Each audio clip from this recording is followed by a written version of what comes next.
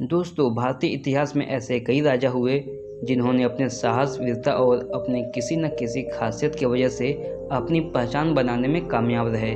फिर वो चाहे महाराणा प्रताप हो या फिर मुगल साम्राज्य के अकबर और जहांगीर हो। लेकिन औरंगजेब के बाद मुगल वंश के बादशाहों की कहानी जनता से दूर हो गई। इनमें से एक था मोहम्मद शाह, जिसे रंगीन मिजाज की वजह से रंगीला की उपाधि दी गई। ये दिल्ली का वो मुगल बादशाह है जिसके नाम पर दिल्ली में एक सड़क तक नहीं है। हमने आपको पिछले कुछ वीडियो में कुछ अयाज शासकों के बारे में बताया है जिनके रंगीले मिजाज को देखकर हर इंसान रंगीन हो जाता है। वो शायद ही उनमें से किसी के शौक मोहम्मद शाह रंगीला के शौकों के बराबरी कर सकते हो। दोस्तों, जिस इंसान के नाम के पीछे रंगीला लिखा हो वो कितना रंगीन मिजाज का होगा, अंदाजा तो आप लगा ही सकते हैं। आज के इस वीडियो में हम मुगल साम्राज्य के एक ऐसे ही अयाज शासक के बारे में बताएंगे जो अपने महल में अपने खूबसूरत हसीनाओं के साथ बिना कपड़ों के निर्वस्त्र होकर घूमता था। लेकिन उससे पहले आप हमारे चैनल पर नए हैं तो हमारे चैनल को सब्सक्राइब कर लीजिए ताकि नई नई वीडियो आप तक पहुंचती रहे। तो चलिए आपको ले चलते हैं मोहम्मद शाह रंगीला के लाइफ के एक रंगीन सफ़र पर। दोस्तों, जिस मुगल सल्तनत पर राजाओं से दुनिया भर के लोग खौफ खाते थे, उस मुगल सल्तनत का ही वंशज है मोहम्मद शाह रंगीला। दोस्तों, मोहम्मद शाह का जन्म 1702 में फतेहपुर सीकरी में हुआ था। ये वही दौर था मोहम्मद शाह के दादा औरंगजेब आलमगीर का कब्जा लगभग पूरे भारत में फैला हुआ था। आप कभी मुगल सल्तनत का मैप उठाकर देखेंगे तो आपको पता चलेगा कि औरंगजेब आलमगीर का राज्य कितनी दूर तक फैला हुआ था। ये बात जानने के लिए काफ़ी है कि औरंगजेब कितना बड़ा और वीर शासक था, पर उसने कभी सपने में भी नहीं सोचा होगा कि उसका नाती इतना ठरकी और अयास निकलेगा। वैसे तो मुगल साम्राज्य के राजा अपने मनमौजी किस्म के ही थे, लेकिन मोहम्मद शाह उन सबसे बड़ा अयास निकला जिसने मुगल सल्तनत को मजबूत करना तो दूर की बात सबसे ज़्यादा कमज़ोर करने का काम किया। मोहम्मद शाह ने 29 सितंबर 1719 में मात्र 17 साल की उम्र में मुगल सल्तनत की गद्दी संभाली थी। दोस्तों, आप में से शायद किसी को मालूम होगा कि भारत की शान कहे जाने वाला कोहिनूर हीरा भी इनके पास था। तो शायद आपने पता लगा लिया होगा कि क्यों वो हीरा आज हमारे देश में नहीं है। जी हाँ, आपने बिल्कुल सही समझा। ये इनके ही मूर्खता और बेवकूफ़ी थी जिनकी वजह से हमारी शान कहे जाने वाला कोहिनूर हीरा हमारे हाथ से निकल गया। मोहम्मद शाह के जन्म के वक्त औरंगजेब आलमगीर ने हिंदुस्तान में एक खास किस्म का कट्टर नियम लागू कर दिया था और उसका सबसे पहला वो कलाकार है जिनके बारे में कहा जाता है कि वो इस्लामी वसूलों का पालन नहीं करते। अगर अब बात नियमों की आ गई है तो हम आपको मोहम्मद शाह के नियमों से जुड़े कुछ ऐसे मज़ेदार बात बताना चाहते हैं। ये सुनने के बाद आपको भी कुछ समय के लिए अपने कानों पर विश्वास नहीं होगा। मोहम्मद शाह जितना ज़्यादा अयास था उतना ही ज़्यादा सरफिरा और उल्टा दिमाग का था। मोहम्मद शाह सिर्फ अपने मज़े और मस्ती के लिए हर दिन महल में नए नए कानून बनवाता और फिर उन्हें वो खुद ही तोड़ देता।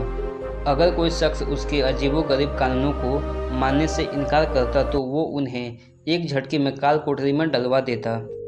मोहम्मद शाह की जब इच्छा करती तो वो महल से किसी को भी निकाल देता और जब इच्छा होती तो किसी भी सड़क पर चलते आदमी को अपना वजीर बना लेता।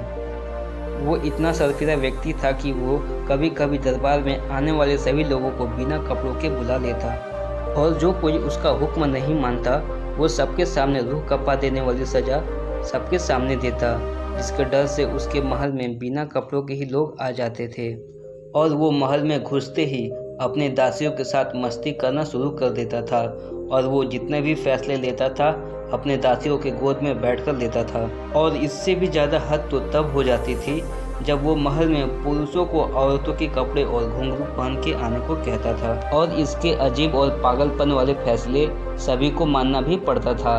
मोहम्मद शाह एक बहुत बड़ा शराबी था और वो अपने महल में ज़्यादातर शराब के नशे में ही रहता था। वो शराब पीकर कुछ ऐसे भी काम करता था जो हम आपको चाहकर भी इस वीडियो में नहीं बता सकते। जब वो शराब के नशे में होता तो इसे पता ही नहीं होता कि ये कहाँ है और क्या कर रहा है। मानो दासियाँ इसकी बहुत बड़ी कमजोरी थी जिन्हें देख वो खुद पर काबू नहीं रख पाता। एक बार शराब के नशे में उसने ऐसा हुक्म दिया था जिसे सुनने के बाद आपकी भी हंसी छूट जाएगी और आप भी कहने पर मजबूर हो जाएंगे कि इससे बड़ा मूर्ख और निकम्मा राजा हमने आज तक नहीं देखा। वो एक बार शराब के नशे में अपने सभी सैनिकों को हुक्म दिया कि महल में जितने कैदी हैं सबको आज़ाद कर दिया जाए। जब उसे होश आया तो सभी कैदियों को फिर से पकड़ने का हुक्म दे दिया, पर उन्हें जब एक भी कैदी नहीं मिले तो रोड में चलते आदमियों को बंदी बनाना शुरू कर दिया। दोस्तों, इसके अयाशी और रहीसी के किस्से अभी यहीं ख़त्म नहीं होती। बादशाह को एक और शौक था, वो अक्सर औरतों के कपड़े पहनना ज़्यादा पसंद करता था और वो जनाना रेशमी पोशाक पहनकर दरबार में आता था। और ये कोई आम पोशाक नहीं हुआ करते थे, इसे सिर्फ रानियां ही पहना करती थी और इसके पोशाक के लिए खास दुनिया भर से कपड़े और अलग अलग प्रकार के धागे मंगाए जाते थे और उसके जूते बहुत खास और मोतियों से जड़े हुए रहते थे। अब जब राजा इतना बड़ा अय्याश और ठगी था तो उसका कुछ न कुछ तो असर उसके प्रजा पर दिखेगा ही। आपको बता दें कि नादिर शाह ईरान का एक कट्टर राजा था जिसने 1748 में हिंदुस्तान में हमला किया था और ये वही समय था जब मोहम्मद शाह का राज हिंदुस्तान पर था।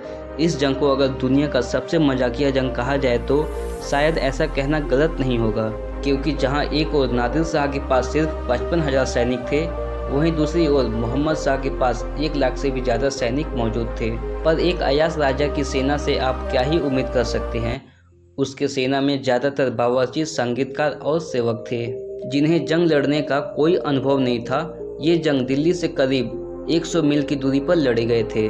जब इन दोनों में युद्ध हुआ तो इतना खतरनाक युद्ध था कि नादिर शाह ने मोहम्मद शाह की सेना को सिर्फ 3 घंटे में ही हरा दिया, क्योंकि मोहम्मद शाह अपनी सारी तोपों को दिल्ली में ही भुलाया था और इस बेवकूफ़ी का नादिर शाह ने अच्छे से फ़ायदा उठाया। दोस्तों, अगर इंसान के पास दिमाग की कमी हो तो सोने को भी कचरा बना देता है और ये बात मोहम्मद शाह के ऊपर पूरी तरह लागू होती है, क्योंकि जिस तरह से उसने अय्याशी की वजह से न सिर्फ अपने बल्कि अपने बाप दादा के साम्राज्य को नष्ट किया, उस तरह से शायद ही कोई कर सकता है। दोस्तों, मोहम्मद शाह रंगीला को लेकर आपकी क्या राय है, हमें कमेंट में ज़रूर बताएं।